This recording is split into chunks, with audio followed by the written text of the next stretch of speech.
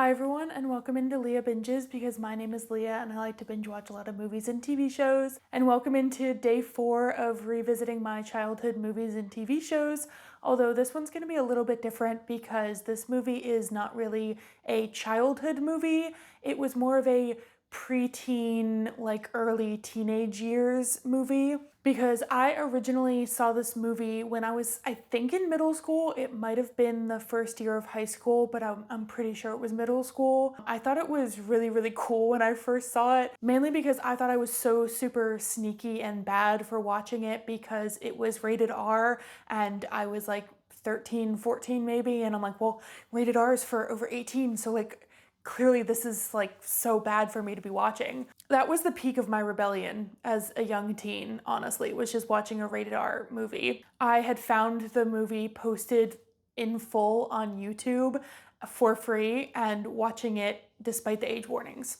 That was my full rebellion as a teenager. So sorry to disappoint that I really had no crazy teenage years. Although it was very weird that this movie was rated R because it's written like it's definitely geared towards teens. I think it was only rated R because of the language, like they say a lot of curse words in the movie, but nothing in the movie matched the vibes of a rated R movie. They all matched like PG-13, like teen movie, but then it's rated to a point where teens aren't supposed to be watching it. Like, I can't imagine someone over the age of 18 really being interested in a movie where it's about a group of teens using phrases like no shiz, No shiz?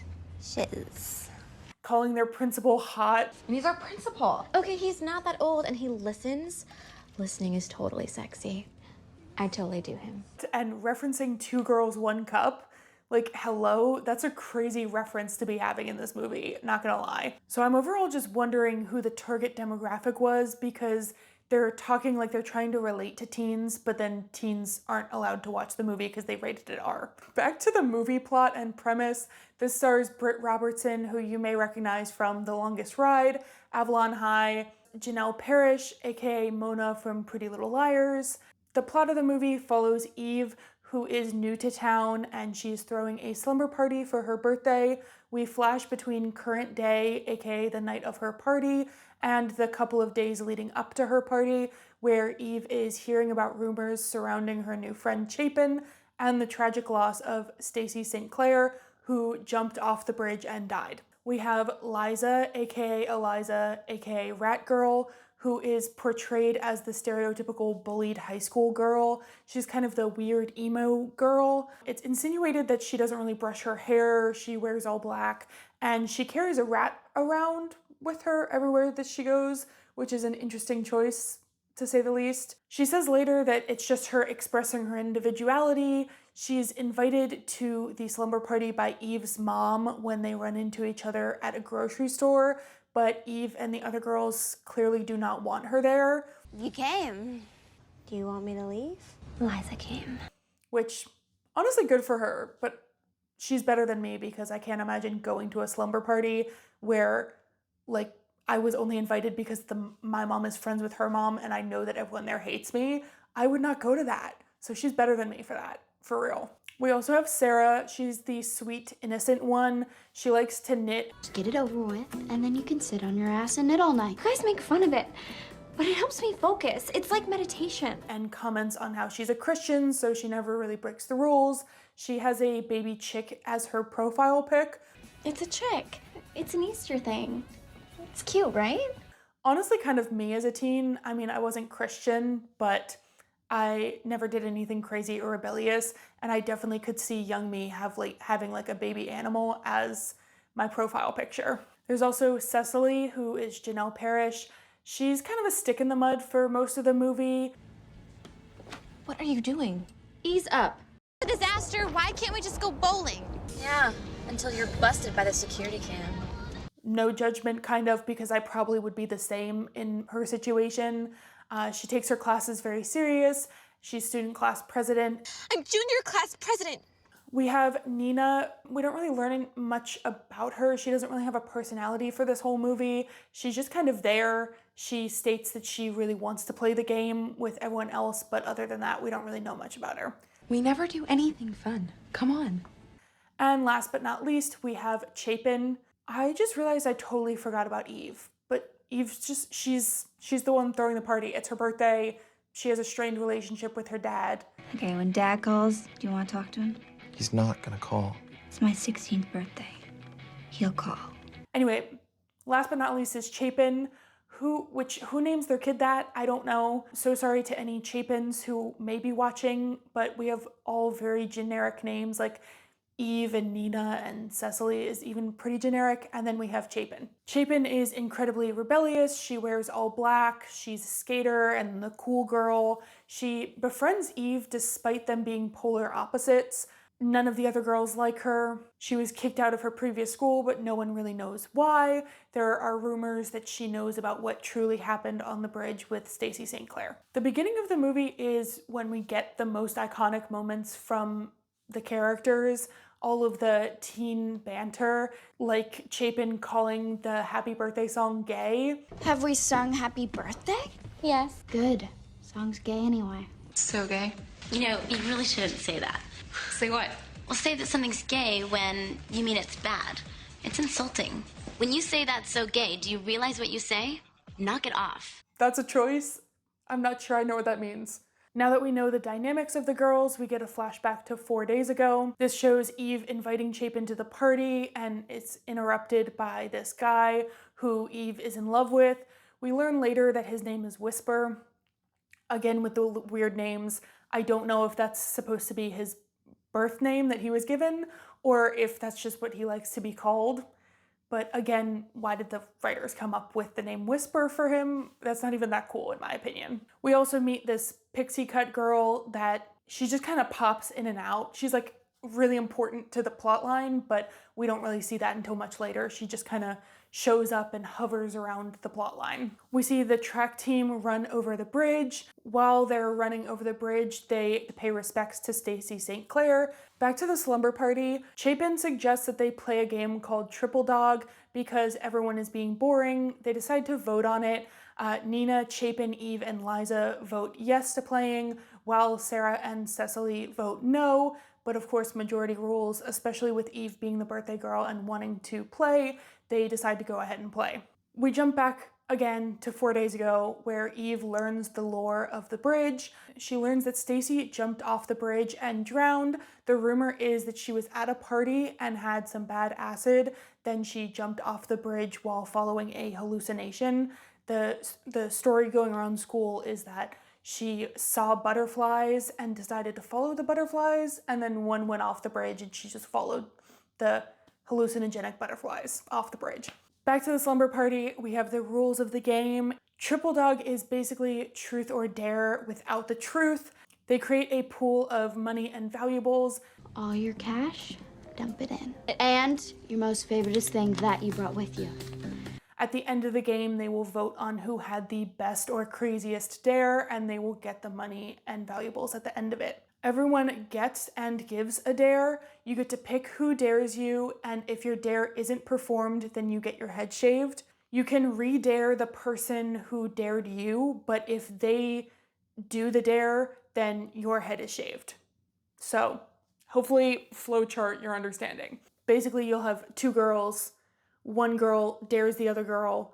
If they don't do it, they get their head shaved. If they don't want to do it, they can re-dare girl one, and if they do it, then girl two gets their head shaved. Meanwhile, if girl one doesn't do it, then they get their head shaved. But the basis of that is you need to be careful giving out a dare that you wouldn't do yourself.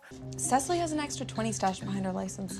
Hello? No, that's emergency money. An extra $20 for emergencies is kind of crazy to me. What emergency can be fixed with $20? I swear inflation is so weird because nowadays an extra 20 can get you a candy bar. Yes, I realize this is very back in my day, but oh well. But it was just crazy to hear in the movie because it was like, how much was $20 in 2010? Was that basically like $100? I was 8, so. And at 8 years old, $20 basically feels like $100 anyway. Sarah goes first. She asks Liza to dare her, and Liza dares her to streak in the road. Liza, you dare me, but be nice. I can tell you, I have no problem streaking. Flashback to 3 days ago, where we learn why Liza and Chapin have beef. Basically, 3 days ago, Chapin is bullying Liza, What, you mad dogging me, rat girl? and Liza teases Chapin in response. She tells her to tell everyone why she got kicked out of her school. Why don't you tell everybody why you got kicked out of Sacred Heart, Chapin? Chapin basically freaks out. Both are called into the principal's office, who has some crazy good advice for Liza. You have any friends, Liza? Hang with them. Stay out of trouble. Stay away from Chapin Wright. Basically, hang out with friends and stay away from the girl who hit you. Great advice. Thank you so much, principal, for your insight. Chapin is suspended. She's kind of shocked that she gets suspended because she was expecting to just get a detention. Fighting is a 3-day suspension. I'd prefer detention. Who should I call to pick you up? Now back to current day. Post-Dare, Sarah is miserable. She didn't even want to play to begin with. Although this brings up a good point about why even play if you didn't want to. She could have just said, oh, I'm going home, I don't want to play. What are they going to do, hold her down and shave her head? Like, then that's assault, now you're all arrested. I guess we are to infer that she decided to cave to peer pressure. Like, she didn't want anyone to think that she was lame or boring, so she decided to just go along with it and play the game. Liza is next. Nina dares her. She dares her to wear a cheerleading outfit and stay in Eve's brother's closet until midnight. Stay in Eve's brother's closet till midnight, wearing this. She has to send a pic every half hour to confirm that she's still there. What's that? Sarah's cell. Send us a photo every half hour so we know you're still in here.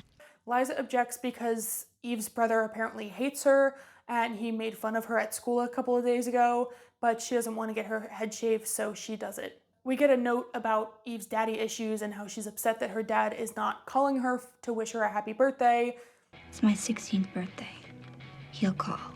It kind of pops up here and there over the movie. Nina is next. Eve dares her, and she dares her to sing karaoke at Big Wang's and fake a seizure. We see Pixie Cut Girl again, who we learn is named Mal, short for Mallory, because she is a server at Big Wang's who Chapin blackmails into putting Nina on the karaoke list. Put Nina's name next on the list, or this goes on the net. Mal also hates Chapin and clearly knows the true story behind Stacy and Triple Dog. She tries to warn Eve about her friend. Post Nina's dare, Chapin calls Liza to shake things up. Whose phone is that? What? Causing her to get caught in the closet by Eve's brother. You bitch. Despite her getting caught, she still refuses to leave the closet. She tells the brother about the dare and consequences to her leaving, so she refuses to leave. Get the hell out of my closet. No. FYI, this is a dare. Till midnight, and I'm not moving. Why not? Because I look like crap bald. We visit blonde guy from earlier who we met in the flashback, who Eve likes. They all kind of plan to crash another party. Him and Chapin are obviously flirting. This whole thing did nothing for the plot except to establish once again that Eve likes Whisper, but Whisper clearly likes Chapin. This also sets up the party for later. That's all this really accomplished. Cecily is next. Chapin dares her and dares her to pee on the porch of the principal. That's a tongue twister. Try and say that 5 times fast. Pee on the porch of the principal. While she's in the middle of that, Chapin sets off a car alarm to alert the principal inside the house. Chapin's really just kind of messy like that. She calls Liza to get her caught and then sets off the car alarm to get Cecily caught. She's really just messy. Another flashback, Liza runs into Eve at the grocery store, tells Eve that Chapin pushed Stacy off the bridge because they got into a fight. Stacy St. Clair. Chapin pushed her off a bridge. Somebody said something, then they both got into a fight. No one seems to know the whole true story. Everyone's just kind of speculating. Liza seems to have better intel though because her mom works at the school that Stacy and Chapin used to go to. Back to Liza, she starts crying in the closet and bonding with the brother. They're so enemies to lovers. She tells him that she would crush him at Guitar Hero. I could totally kick your ass into expert mode. Oh, yeah? Yeah. And calls back to him calling her names. He ends up apologizing. What'd I do? Did you Superman that hoe for 20 bucks? For $500,000, I might think about it. I said that? What if I take it back? They start flirting and complimenting each other. He's definitely into her, but she turns him down for now, at least. It's not like you're ugly or anything. I'm not? He gives her a ride to meet up with the rest of the group. Like I said, they're so enemies to lovers and kind of cute. This is getting so dark. That's a little bit better. Next there is Chapin's. Cecily dares her to steal from a convenience store. So all I have to do is mug a penthouse. You never said there was security. Chapin causes a distraction by putting a can of baked beans in the microwave. She grabbed and stole extra things on her way out for everyone else. She has an item for each of the girls. This also includes the security tape for herself so that she can't get caught by police. And I couldn't just get something for Cecily and not get something for everyone else. Who's the triple dog queen? Come on. Oh, and one for me. This is really pushing the idea that she's so cool to the rest of the girls. Eve is next. Sarah dares her to go to third base with Whisper. I triple dog dare you to go to third base with Whisper tonight. Meaning they're headed to the party to meet up with him. Eve asks Chapin about Stacy St. Clair while they're outside the party. Chapin freaks out yet again and says the story that Stacy was just depressed and jumped for no reason, but claims she didn't even know her. Chapin claims she was expelled from the school just because she was there when it happened. People who were depressed do crazy things. All I know is that she jumped, okay? Then why'd you get expelled? Because I was there. Liza and Eve's brother meet back up at the party. They're totally flirting yet again. He defends her from his friends. Hey, it's Rat Girl. Shut it down. What? Why? You need a sex buddy or something? Hey. This trope is so fun for me. It's the best part of the movie. They end up sleeping together. We should have had more of them in the movie. When we meet back up with Whisper, he is so clearly into Chapin, but Chapin pushes him towards Eve. I feel like this whole video I've been having such a hard time articulating my words, so hopefully it's coming across. I'm really trying to enunciate because otherwise I'm stumbling over my own words. Eve and Whisper end up dancing. Eve pulls him into a room, but Whisper stops her and admits that he's into Chapin, and so that's why he won't sleep with her. Eve, I've got my eye on somebody else. Who? You girl. Chapin? This is where everything kind of hits the fan because everyone is upset. Eve's upset because Whisper rejected her. Chapin's upset because she wanted Eve's birthday to be fun, and she tries to convince Whisper to sleep with Eve by saying she will kiss him in exchange. This ends up making Whisper upset because he's like, well, this is weird. Why would you pimp yourself out for me to sleep with your friend? That doesn't make any sense. Chapin becomes desperate. She starts getting really upset, saying that the game's supposed to be fun. Everything has gone wrong. It's supposed to be fun. And then everything goes wrong. You mean like Stacy? Whisper says it wasn't Chapin's fault, and we learn that Whisper knows the true story behind Stacy St. Clair's death because Chapin has told him in the past. It wasn't your fault. How do you know? You weren't even there. It wasn't. Stop talking about it. Chapin, accidents happen all of the time, Shut and it's up. not your fault. Shut up! This is a little conflicting because earlier she told Eve that she would never go after Whisper knowing that Eve liked him, but she also told Whisper about her biggest mistake and regret and is also very clearly flirting with him throughout the movie. So she very clearly does like Whisper and just won't admit it. At the party, we also run into Mal yet again, who confronts Eve again and tells her the story of Stacy. She says that they were playing Triple Dog and Chapin dared Stacy to jump off the bridge. Pick someone to dare you. Then how about you, smartass? Jump From? the bridge. Mal, Eve, and Chapin get into a fight. They're arguing about Triple Dog and Stacy. Mal inadvertently dares Chapin to jump off the bridge. She doesn't really even dare her. She just is like, they're just arguing about Stacy, and Chapin was like, well, how was I supposed to know that this would happen? And one of them makes a comment about like, oh, I would never be that dumb. And Chapin takes that as a dare and is like, well, I'm gonna go jump off the bridge then. I'm gonna be that dumb.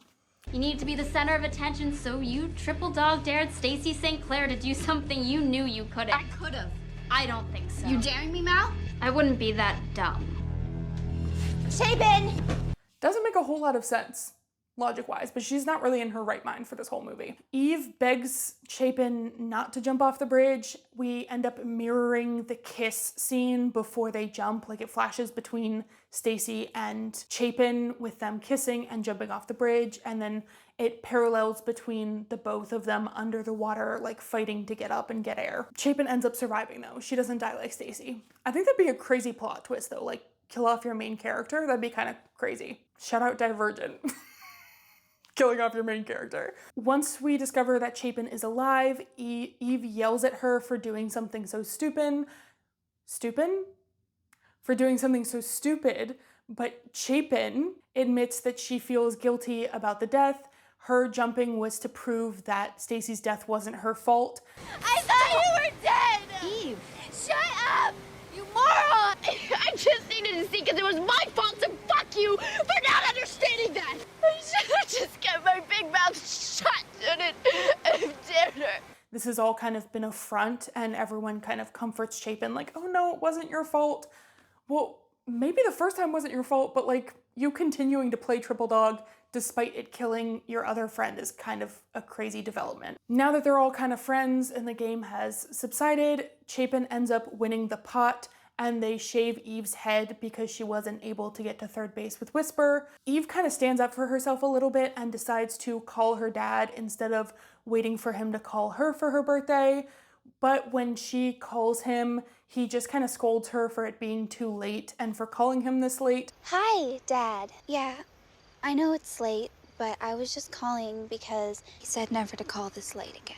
There's many things that I cannot stand, but near the top of that list, a deadbeat. I hate a deadbeat. Eve shaving her head ends up being kind of symbolic. They mention how her dad loved her hair, so shaving it is kind of her declaring her independence and freeing herself from like needing her dad's acceptance. Sarah is crying like Eve has cancer, basically, but there's a sense of peace and friendship among the group instead. Interesting way to develop friendships. I can't lie.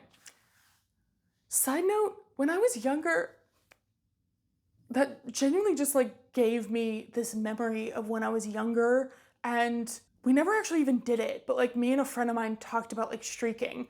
This was like 5th, 6th grade, by the way, so it was before I even watched this movie. I might end up cutting this out, or maybe I won't. But like Sarah streaking totally reminded me of when my friend and I talked about streaking, and we thought that was like so cool. But I guess like when you're a younger girl and like preteen, maybe this is a thing for boys too, I don't know. But you're like, I need to trauma bond with them. So like if we're rebellious together, then like we'll be friends forever. Is that a thing? I might be wrong. I feel like there's a thing in movies and TV shows too though, where they're like, well, if we bond and do stuff together, even if it's crazy, then we'll be friends forever. This is such like a middle school thing. I'm going down a rabbit hole now of like memories. Anyway, back to the movie real quick, because we're almost done. Chapin returns to the bridge to pay respects, cue, end screen. That's it. That's the end of the movie. This movie was actually so bad. I'm sorry. Like, it's so preteen, as I was saying. But then, like, it's rated R, so it's not marketed towards preteens.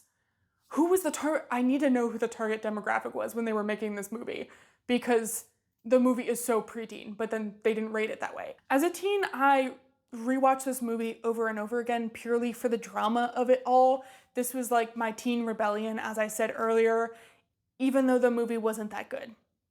Some of the acting was good, and then some of the acting was just really bad. If I was like my age now and it came out in theaters, if I went to go see it, why did I spend money on a ticket for that? Come to think of it, this movie is basically Sleepover, but like the older version. Well, why you boring me? I'm right. So maybe I did like it, because I really liked Sleepover when I was younger. Come to think of it, Minor Details is kind of similar too. So clearly I just really liked the idea of a group of girls like being friends. I still kind of like that plot. That's still kind of the type of stuff that I watch now. You probably can tell, but it has gotten so dark and cloudy because it's about to storm and I use natural light for my filming a lot. So if you've noticed that as this video goes on, that's why. Thank you so much for watching. If you enjoyed this video, please give this video a like, comment down below if you have seen Triple Dog, or if you know of any movies that are similar to it that I could check out. That would be greatly appreciated. If you enjoyed this video, please feel free to check out any of the other videos that I have posted and subscribe to my channel to keep up with any future videos that I post. Bye!